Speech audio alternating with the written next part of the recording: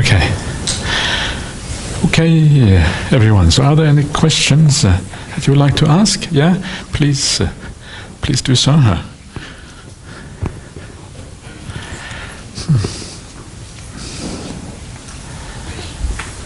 Ajahn, earlier you mentioned about the concept of non-self, and on the flip side, causal relationships. Yeah. How do you reconcile the two of them? Because Paticca Samuppada, you're talking about some form of permanent relationship, where one life moves to the next one. There's some identity, some permanent link there, isn't it? Yeah. And the other side, you have non-self. Yeah. How do you link the two? Okay. Are you going to be here for the Q&A later on today? Will you be around for that? I'm afraid not. You're afraid not? Okay. Because it's a quite involved question, and maybe it's a little bit on the side of what we're doing here. I think it would be nicer to... Are you going to be here for the Q&A tomorrow? Or Tomorrow, yes. Tomorrow, yeah. Ask tomorrow again, please. Would that be all right? Are you okay with that? Okay. Yeah, and then we can do it during a Q&A, because it's quite involved, and I'm just afraid of getting too sidetracked. I hope you don't mind. Okay. Yeah, great. So, okay. Are there any other questions about what we have been doing here? No? Okay. That means we can carry on. So we have been looking a little bit at just various little suttas with the Buddha and how he interacts with, in an ordinary way, with people. And I don't know about you, but to me this gives a very kind of human feeling to the Buddha, as a kind of ordinary interaction with people. And there are more suttas like that. There's a couple of more we may have a look at later on, which gives a similar kind of very beautiful feeling about the Buddha as a person and how he interacted with ordinary people. You get the feeling of someone who is an ordinary human being, just like everyone else. That's the feeling you get. And that is really what I'm trying to to point out, that this, to me, is the real Buddha in the suttas. So now, what I want to do now is to have a look a little bit more at the chronological history of the Buddha from the beginning, and then eventually all the way to the end, ending up with the Mahaparinibbana Sutta and the Buddha's passing away, in a roughly chronological order.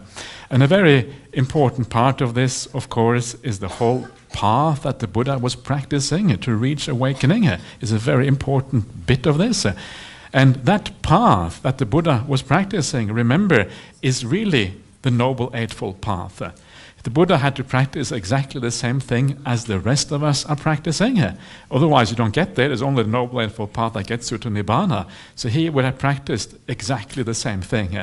And what is interesting about the Buddha, because he was fumbling around in the dark, he didn't really have a teacher, he didn't know what he was doing. We are given the path on the plate, but he didn't have anything.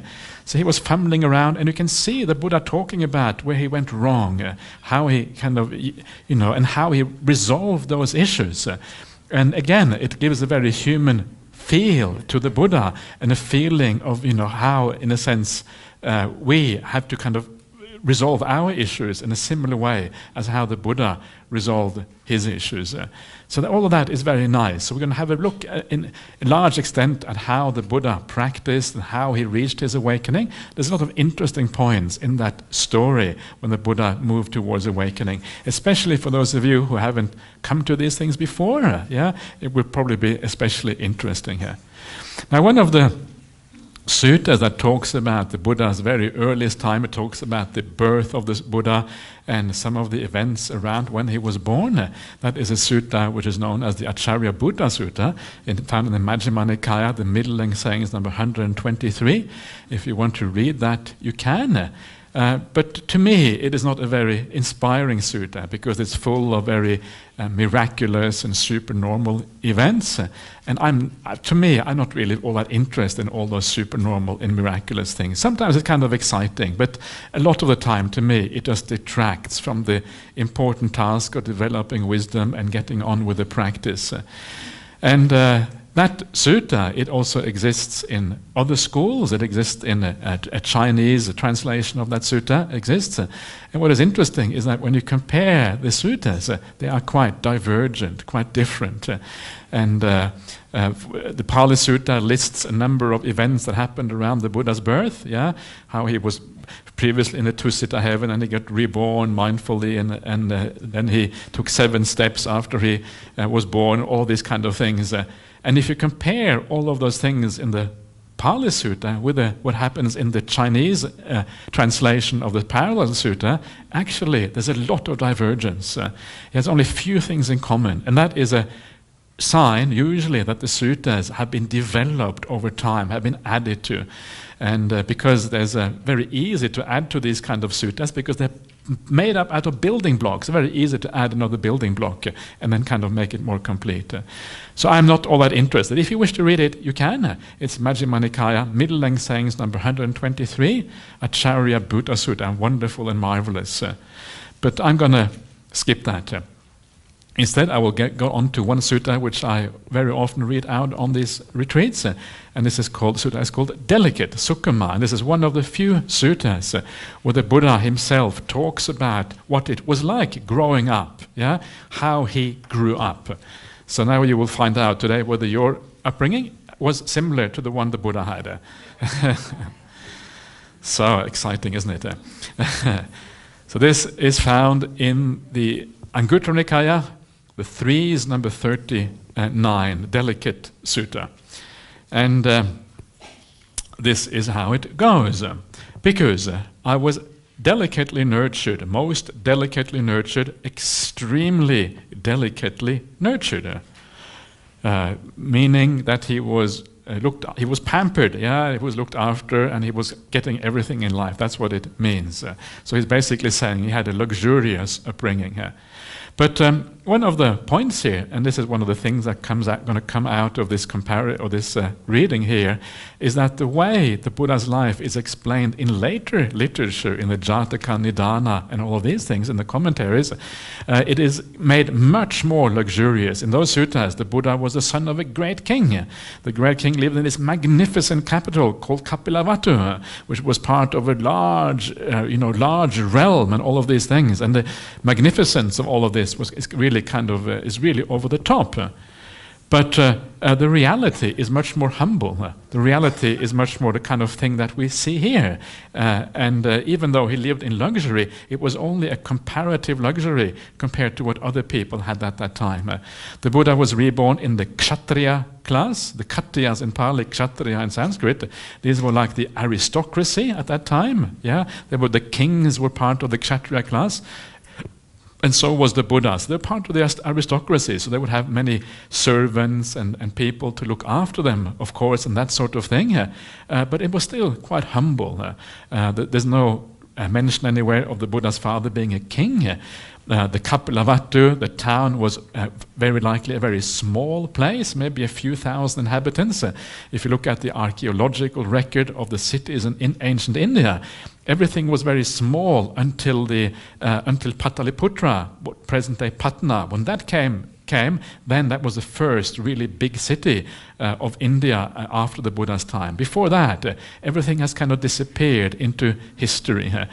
And one of the reasons for that is partly because things were not built of stone at this time. Stone structures only started around the Ashokan time, maybe a little bit before.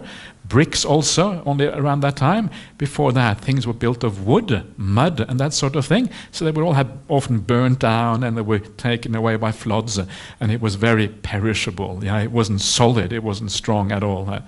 And the little bit of archaeological excavations that go back to the time of the Buddha, they show very limited, quite small settlements, small towns. And Kapilavatthu was not even one of the big towns in those days.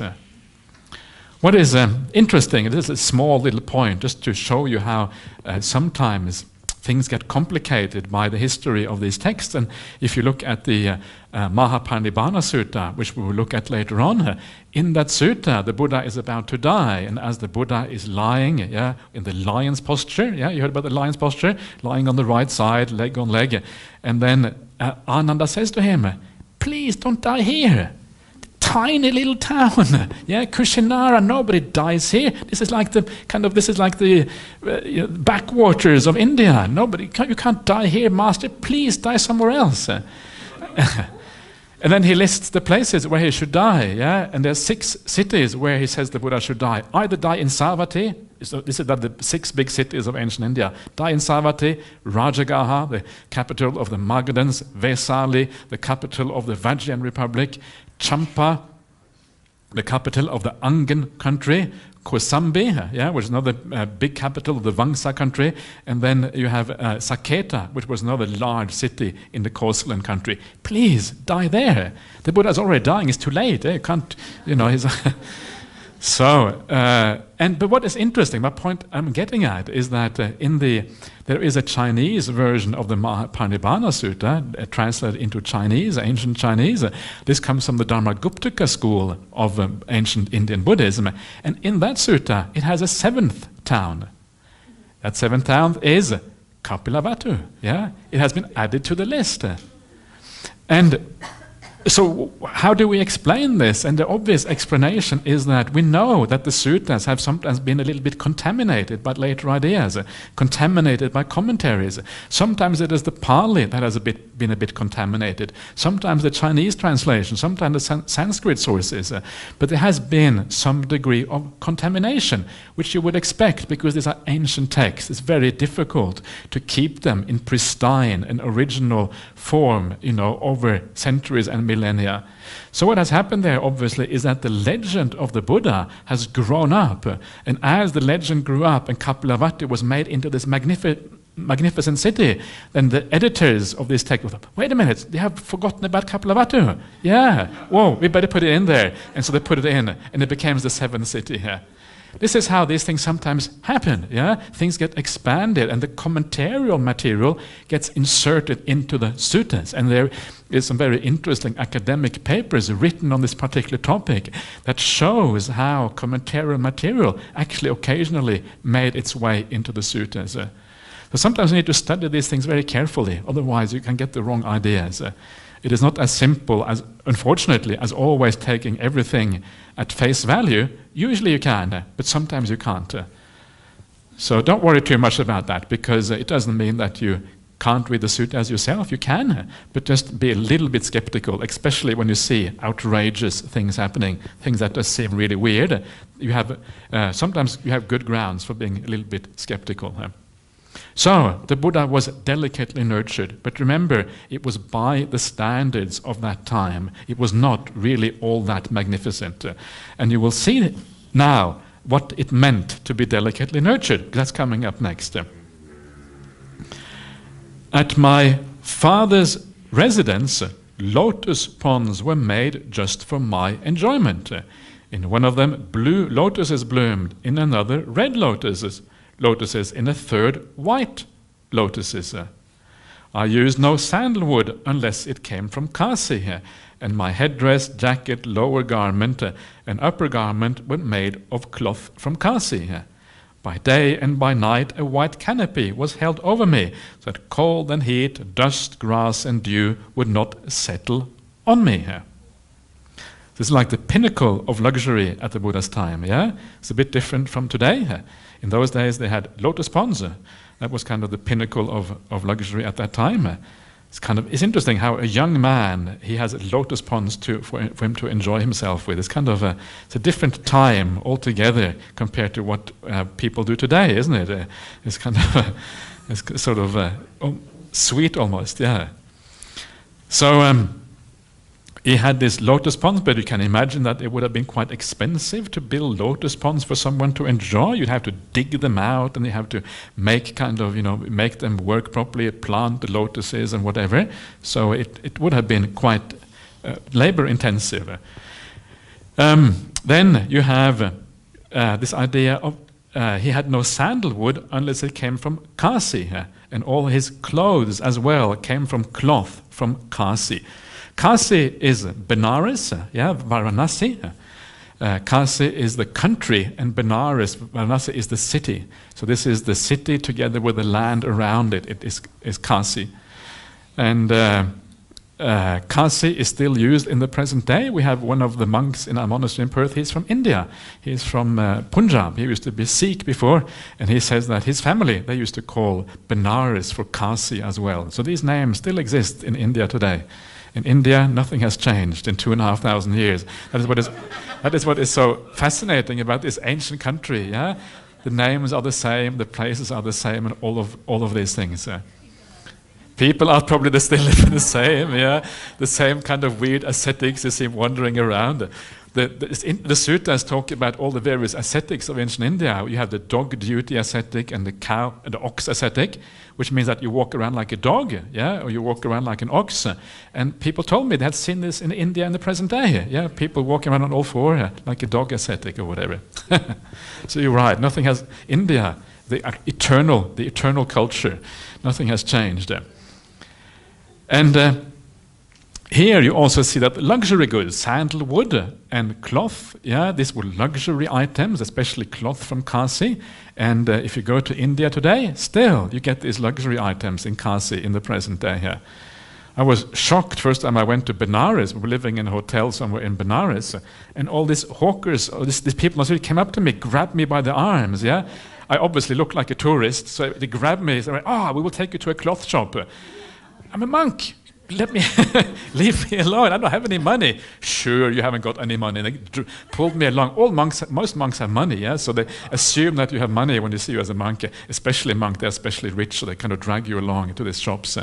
So again, this one of the wonderful things about traveling to India that I would really recommend to you if you haven't been there yet is the feeling of almost stepping into the suttas in certain places. You have this feeling, here you read about Benares cloth, you go to Benares and lo and behold it's exactly the same. Still they have cloth in Benares and it's the best one. Yeah, you have a feeling that this is real. When you read the sutta, sometimes you wonder, are these just stories? Okay, I can read about them, but it's very hard to really, how does this connect to reality? Well, if you go there, you start to see it actually connects to reality. The information you have in here is accurate, it's precise. It is actually exactly what it is like in India, which is so interesting about it. But anyway, so these were the luxury goods, sandalwood and cloth that came from Kasi or Benares. Sandalwood, I'm not sure if I really... What did they use sandalwood for? Was it maybe just furniture wood, or what was it used for in those days? Yeah, sure, yeah, okay, yes. But it would have been more than that, no? Incense sounds like too small a thing to be considered a major luxury. Perfume, yeah, perfume, because it has a nice scent. Okay, yeah, that's true.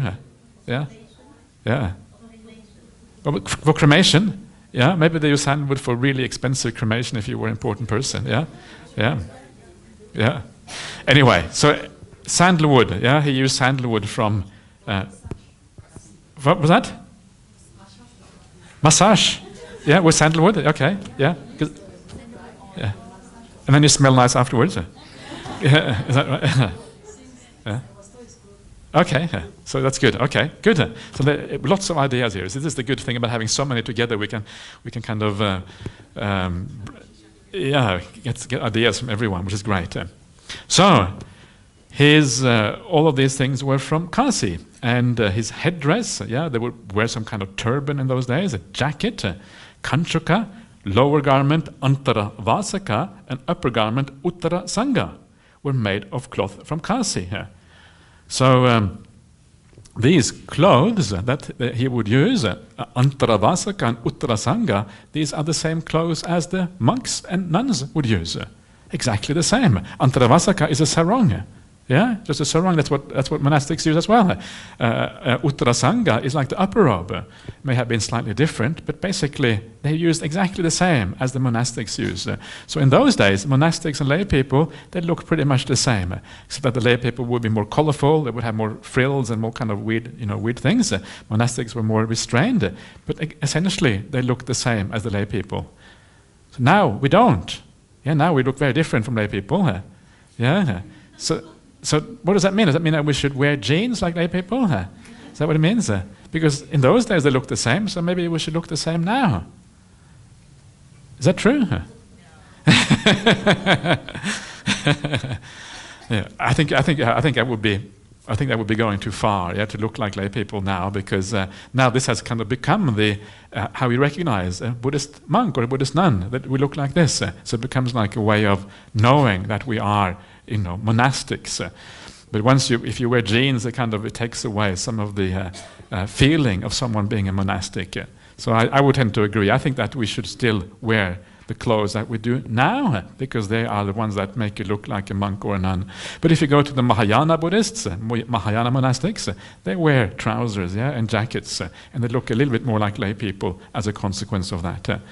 So there's nothing really in the Vinaya that says you have to have, robes in a particular way. There's only limits on colors, there's only limits on the sizes and that sort of thing. But there isn't any absolute rules about this, which is kind of interesting. Anyway, by day and by night a white canopy was held over me, so that cold and heat, dust, grass and dew would not settle on me. I had 3 mansions. Again, the word for mansion is pasada, and it really means like a stilt house. I had 3 stilt houses, one for the winter, one for the summer, and one for the rainy season. I spent the 4 months of the rains in the rainy season stilt house, being entertained by musicians, none of whom were male, and I did not leave that mansion. While in other people's homes, slaves, workers, and servants are given broken rice together with sour gruel for their meals, at my father's residence they were given choice hill rice, meat, and boiled rice. So this is obviously, again, a little bit more luxurious, even from a modern point of view. You have 3 houses for yourself. And depending on the season, you would live in one of them. Maybe they were located in such a way that they were suitable for the season. And you spent the whole rainy season in the stilt house. This is similar to what monastics do today. This is why monastics don't move around in the rainy season, because it's too wet. The monsoon comes, and then you end up killing all kind of living beings, and it's too hard to move around. And there is quite a bit of evidence in the suttas that lay people actually lived in the same way in ancient India. They were stayed put in one place during the rainy season. And here you see even the Buddha did that. He stayed, not the Buddha to be. He did that as well. And then he was entertained by all these women. That's what it says there. And he did not leave that mansion for all that time. So probably he had servants and all kind of people looking after him. And then the last part here is quite nice, because it says that while in other people's homes, the slaves, the workers, and the servants are given really simple food, the most simple things. In my father's residence, they were given nice food, choice hill rice, meat, and boiled rice. So, and that last little bit there is kind of, I think, an important little pointer to the Buddha, who he was as a person, because it shows that his household he grew up in was a good household, was a household of compassion and metta, where people were supported and people were looked after. And that is a place where you would suppose someone who gets fully awakened would grow up, in a place that was supportive and positive in this way, so that you had the foundation stones in place that make living well possible. So this is how the Buddha grew up, and the Buddha to be grew up, and this can give you some comparison to some of the later stories that are far exaggerated compared to this.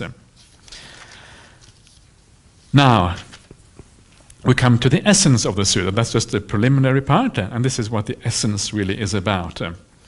Amid such splendor and a delicate life, it occurred to me, an uninstructed worldling, though himself subject to old age, not exempt from old age, feels repelled, humiliated, and disgusted when he sees another who is old, overlooking his own situation. Now I too am subject to old age. I'm not exempt from old age.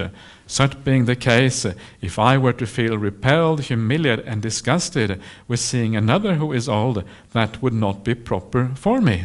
When I reflected thus, my intoxication with youth was completely abandoned.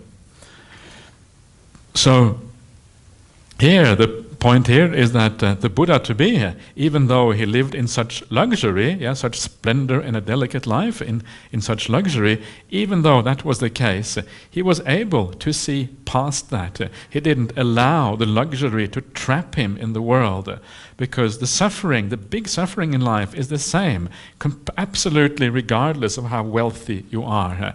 I think it's one of the great delusions in life, how people often strive for wealth, they strive for power, thinking that somehow these things are going to annihilate the sufferings in life. But actually it doesn't make much difference. I know a lot of really, really wealthy people, and I've spent time staying in houses of people who are really wealthy.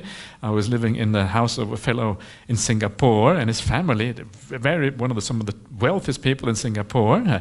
And when I looked at them and I heard about the things they were talking about, I thought, they're just like other people. There's no difference at all. It's exactly the same. The same problems with the children, the same problems with the company, the same problems with kind of looking lonely and sad.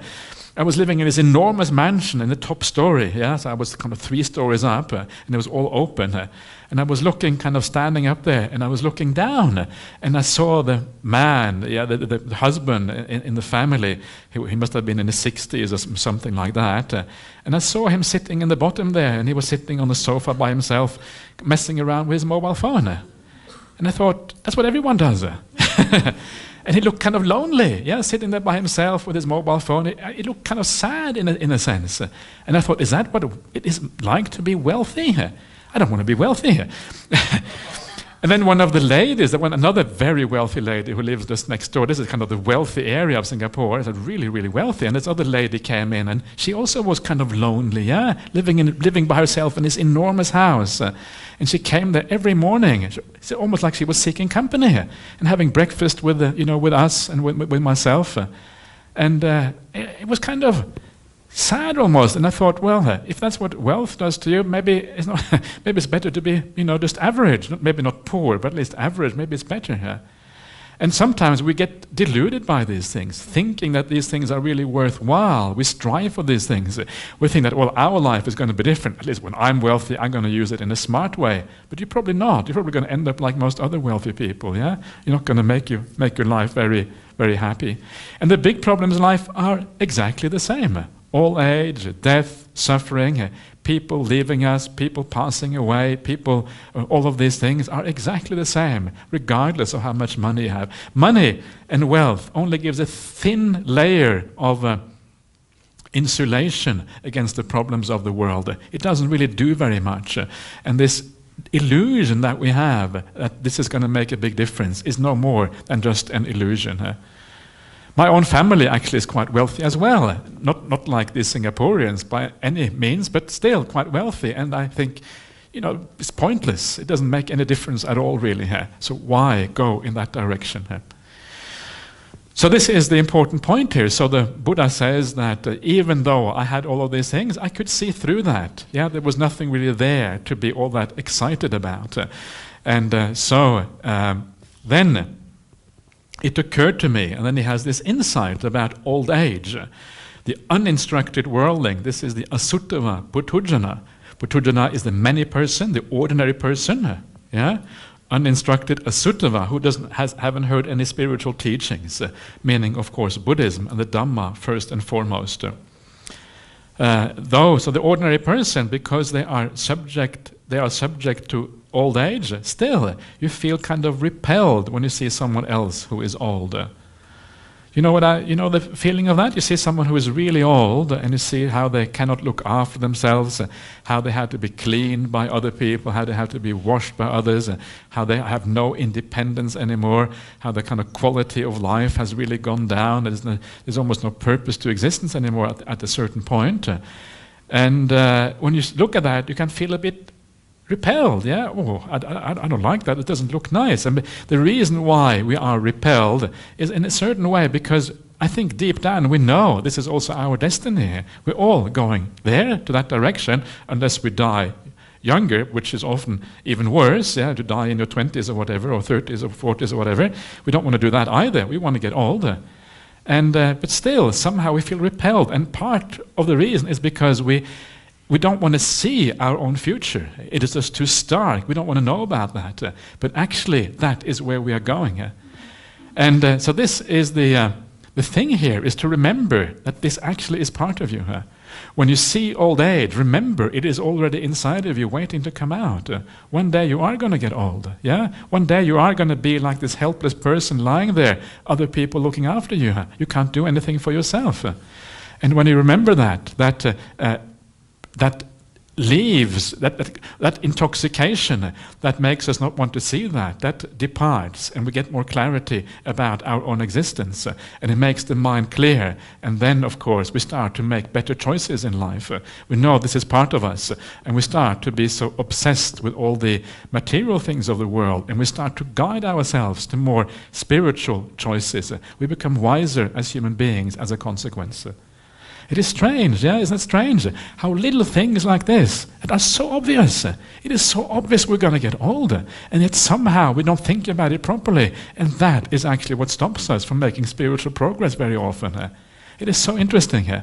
And of course, once you get that, it changes your outlook. When you become a monk and you think that you're going to get old and die, not much point in disrobing anymore. Yeah, what are you going to disrobe for? So you can die somewhere as a layperson instead of a monk? It's kind of crazy here.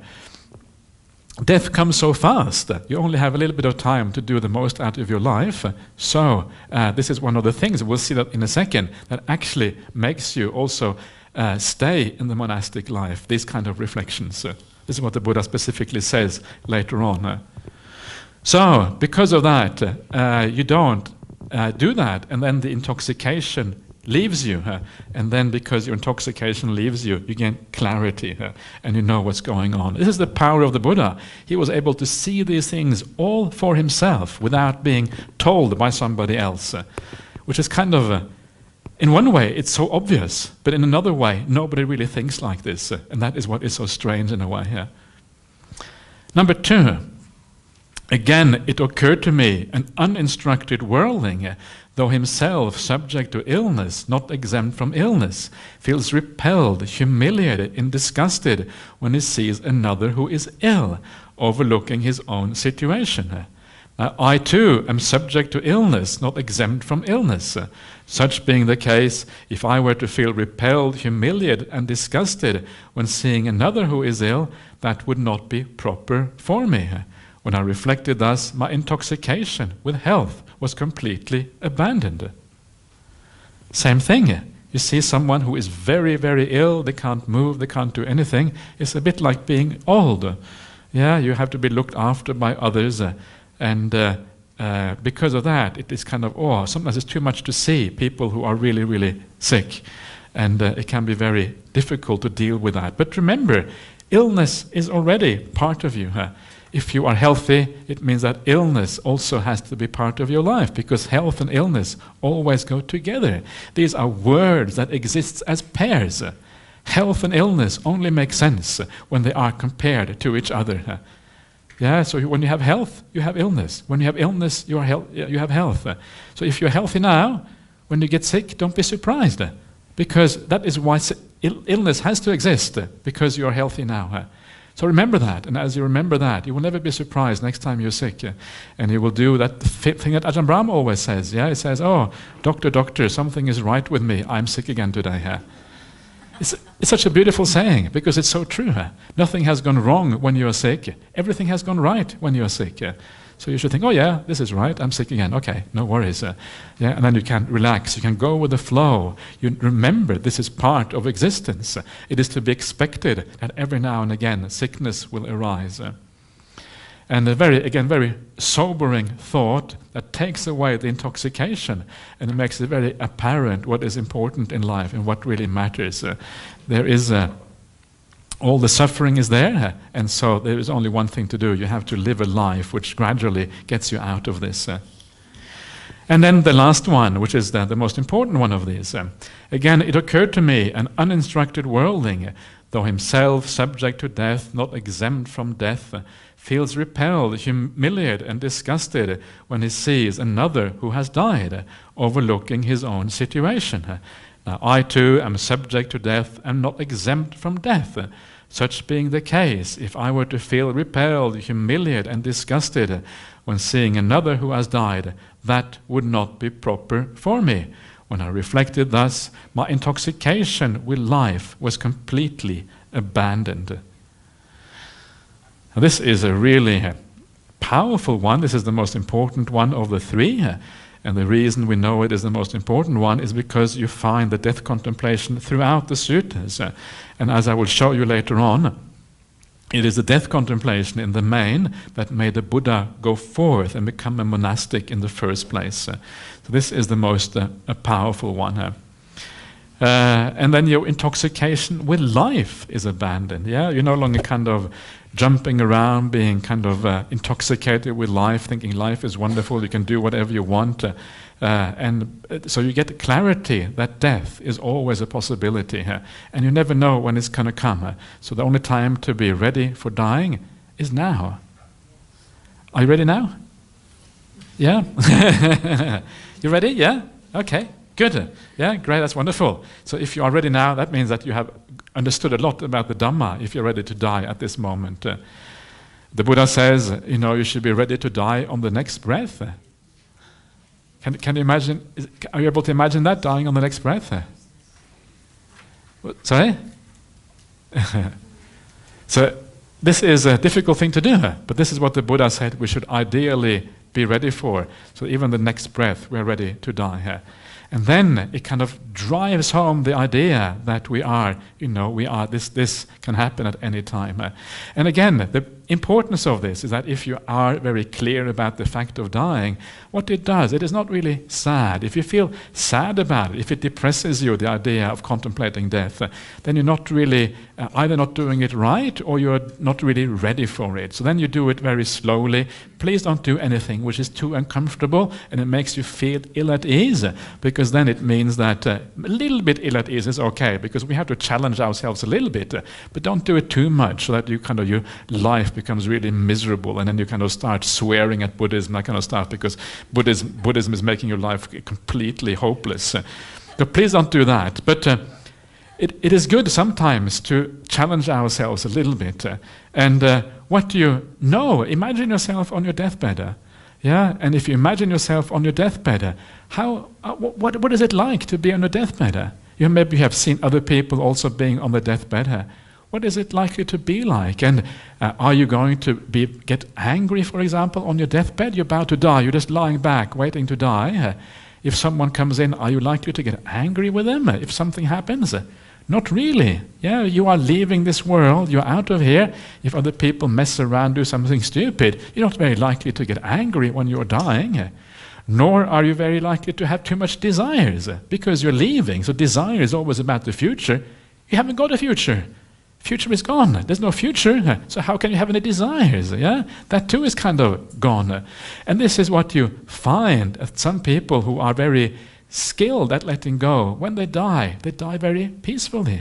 Yeah, I don't know if you've seen that, people who are dying really, really peacefully because they let go of the anger and desire. Because of that, there's nothing left except this beautiful peace and this beautiful equanimity as they're facing the last hours, the last day, or whatever it is. So the idea here is to bring this reality of death, bring it into the present moment. Let's not wait till it actually happens, because if you wait till it actually happens, it's too late anyway. You won't be able to do it. But if you're able to do it now, imagine yourself on your deathbed. Know that you can die at any time. And if you do that, you can let go of those desires and that ill will right now in this moment and become a more peaceful person as a consequence. Yeah, this is the power of this. This is why these kind of contemplations are so powerful. And this is why the Buddha says the intoxication with life was abandoned. The intoxication with life being abandoned means precisely that the defilements of the mind were going down and he was starting to feel peace and these kind of things instead. So this is the power of this. So remember, death is already inside of you. It's just waiting to happen at any time. You don't know when it's going to happen. A lot of the time we read the newspapers and sometimes we read about other people dying, and it's always other people. Yeah, it's not really us. But remember that whenever you read about someone else dying in a newspaper, That could be you. Yeah, there's no reason why it shouldn't be you, but we tend to make it other. We tend to make it, this is about someone else. It's not really about us. And it's as if there's a wall between them and you. But actually, that person in the paper could be you dying. You could die in exactly the same way. You are not exempt from that possibility. And this is what you kind of need to gradually allow yourself to absorb. And then you gain more clarity. You get detoxed. It's a kind of detox clinic. Yeah, detox clinic. This is Buddhism. You get de-intoxicated, whatever it's called, and then detoxicated, and then you gain clarity as a consequence. All of these things are about gaining clarity, about understanding priorities, about knowing what is important in life and what is not. And the death contemplation is by far the most powerful one. Okay. We'll talk more about this later on, because death comes up so many places in the suttas, it is surprising here. So, his intoxication with life was completely abandoned. And then the Buddha says there are bhikkhus, these three kinds of intoxications. And now we are talking about the same intoxications. What are the three? Intoxication with youth, with health, and with life. An uninstructed worldling, intoxicated with youth, engages in misconduct by body, speech, and mind. With the breakup of the body after death, they are reborn in the plane of misery, in a bad destination, in the lower world, in hell. An uninstructed worldling, intoxicated with health, engages in misconduct by body, speech, and mind. With the breakup of the body after death, you are reborn in the plane of misery, in a bad destination, in the lower world, in hell. An uninstructed worldling, intoxicated with life, engages in misconduct by body, speech, and mind. With the breakup of the body after death, they are reborn in the plane of misery, in a bad destination, in the lower world, in hell.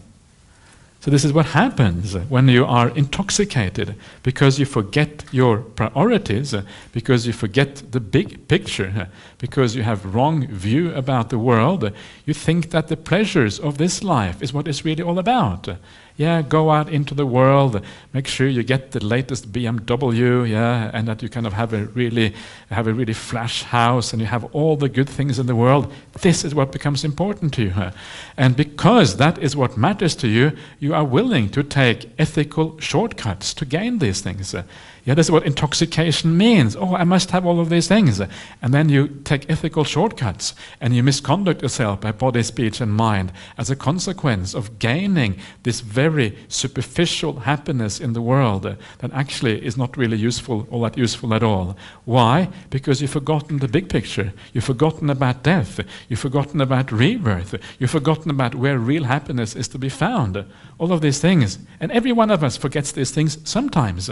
Yeah, it is sometimes you just lose this because of the the pace of life or whatever it is, and then you get on the wrong track as a consequence. So this is again the importance of right view, of thinking in the right way, of remembering the big picture, of having the bird's eye view, seeing things from the top, and then understanding what actually is important in life, and not pursuing things that in an unethical way that actually don't give much happiness anyway. So that is why from that intoxication you actually get bad actions. Yeah, this is a consequence of that. These things always go together. And then if you do too much of that, then you end up being reborn in a bad place. If you keep on doing that again and again and again, it will have such a bad effect on you eventually. The last paragraph there. Intoxicated with youth, a bhikkhu gives up the training and reverts to the lower life. Intoxicated with health, they give up the training and revert to the lower life. Or intoxicated with life, a bhikkhu or bhikkhuni gives up the training and reverts to the lower life. So here, bringing it back to kind of to the monastic life again, because the Buddha would very often he would talk to monastics. and reminding and showing you the power of these reflections. And this is parallel to the idea that the Buddha went forth basically by reflecting on these things. In the same way, if you reflect on these things, you don't give up your status as a monastic. This is how powerful these things are. If I could die tomorrow, why on earth would I want to give up my monastic existence? So that I can tie myself down and become attached to all the worldly things, and then I have to give them up again afterwards. It's just like creating suffering for yourself. The whole point is to extract yourself from the world, so you don't have the suffering of having to abandon all your accumulations when you eventually die. What's the point of getting into a relationship and then later on you have to give up that relationship when you die? Again, you're just asking for suffering here. And then you stay and you do things and you stay in the monastic life as a consequence, because that is what really makes sense in the light of the big truths of life. And we're going to come back to this later on, because these are some of the very important things on the Buddhist path, to see things with clarity and to then take the right course as a consequence of that. Okay, so that is the first little sutta on the Buddha's life. And I think I will stop there, because it's a little bit too late to get onto another sutta. Is there any questions about this before we take another break, have a tea break afterwards? Do you find it depressing to hear about death and dying? No, you're okay? Yeah? Okay. Good. Yes.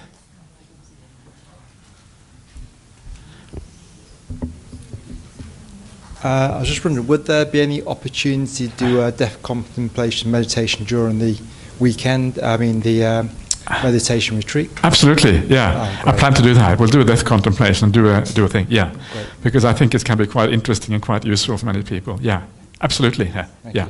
Look forward to it. Yeah, good. That's great. Bhante, just now you mentioned why get into a relationship and eventually you have to break up. Yeah. Does that mean that we have to remain single? If you're a monk, you have to remain single, yeah? That's what it means. No, it doesn't necessarily mean that. If you are in a relationship already, then it's good. You don't have to break it up now. What you have to do then is just to give yourself a little bit more independence, by building up spiritual qualities, so that you are less affected when eventually the breakup will happen, because it will have to happen eventually. That's just the nature of these things. So you just, but you remember that. You know that the breakup is going to happen. How do you feel if you are in a relationship? How do you feel when your partner eventually dies? It's not going to be easy, It's not easy when people we are close to die, our family members or whoever they are. It makes things more difficult. So sometimes the problem is that in ordinary life, if we are not in a relationship, also we have a lot of suffering, because it can be hard to live by oneself. Some people can do that because some people have a very strong, strong spiritual qualities, and they can live by themselves in lay life. I know a few people who are like that, and that is really nice. So if you can do that and you can live a fulfilling and good life by yourself, wonderful. But many people are not really there yet. They need something else to support them in their life, and then you have a relationship. Make it a good relationship. Make it a relationship based on Dhamma principles. Something which is positive, something which helps both of you to lift each other up and to make your life more in line with the Buddhist teachings. And then you're using it in a good way. And then you are reducing your attachments at the same time. Did Buddha say anywhere not to get married or even not to have children? Absolutely not. No, he didn't say that. And because the Buddha, the thing is that it all depends on how you use these things. It depends on your level of spiritual development. It depends on so many factors. So there isn't any right and wrong in these things. So sometimes you cannot force yourself to become a monastic. You can't force yourself to remain single. If you have a very strong inclination in that way, then maybe that's where you have to go. And then maybe you learn something, and then you kind of, when you learn something, hopefully grow in the Dhamma. Maybe next time around you don't do that. But you cannot say overall that there is a right and wrong with these things. It is what we do with them that matters. So if you are going to have children, make sure you do it well. Do it in a good way. Do it in a way that enhances the life of your children and also your own life. That builds both of you up and makes life better. And then you're doing the right thing. In some ways, we need good parents for children as well. And if you have it's very lucky to be reborn in a good Buddhist family. Parents who are kind and caring, who do the right thing, who lead you on the right path. It's a wonderful thing. Sometimes people say, maybe in the modern world we shouldn't have children because there's too many problems in the world, too much environmental damage, who knows, the world is going to the dogs anyway, so what's the point of having children? They're just going to suffer. But that's the wrong way of looking at it, because children don't get born because of you. Children get born because of their own craving. That's why they get reborn. So they will have to get reborn anyway. Might as well get reborn in your family, much happier in your family than maybe in some other family. So that is the right way of thinking about it. So these things are about so many causes and conditions. You can never say one thing is right for everyone. It all depends on the individual circumstances. But of course, if people have an inclination to monastic life, I would say, wonderful. This is the meaning of life. If you have the meaning of life, might as well commit you 100%. Why commit you to things that are meaningless? Do you want to be committed to meaningless things? Probably not, yes? So if you really want to commit, then it's a wonderful thing to do. But again, you have to kind of know whether it's right for you or not. Thank you. Yeah. Okay. Anything else? Let's have a break, yeah? And we're going to have, this time, half an hour's break. And then afterwards we'll do some meditation together just to relax a little bit more, and then we end up with a Q&A at the very end.